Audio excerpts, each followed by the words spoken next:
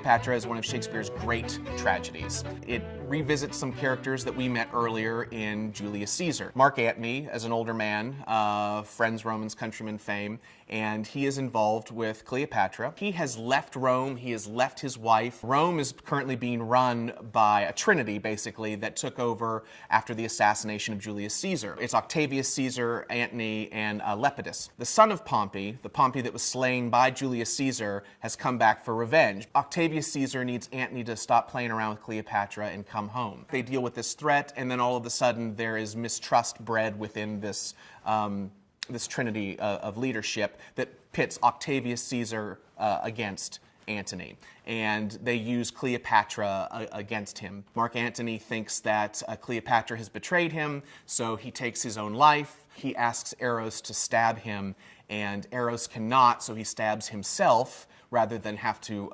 hurt Antony, and then Antony, inspired by Eros' sacrifice, is then able to take his own life, realizing right before he passes away that Cleopatra did not and that she's still alive. And Cleopatra, hearing that Antony has passed away and his body is brought to her, she then takes her own life. Octavius Caesar, seeing them both, is moved so that he insists, as the play closes, that they be buried together. One of the things that makes it so important to the canon is it's one of the most complex female roles that Shakespeare has ever written, one of the most powerful. Cleopatra is, of course, a role that is on the bucket list for many actresses. Also, the expression of a more mature love on stage. Antony and Cleopatra being in their middle age, in a relationship at that point of life, is much different than what we've seen in a lot of Shakespeare, where it's about the young lovers running off into the woods or being kept apart by their parents. We've only staged Antony and Cleopatra once. It's a very difficult piece because it moves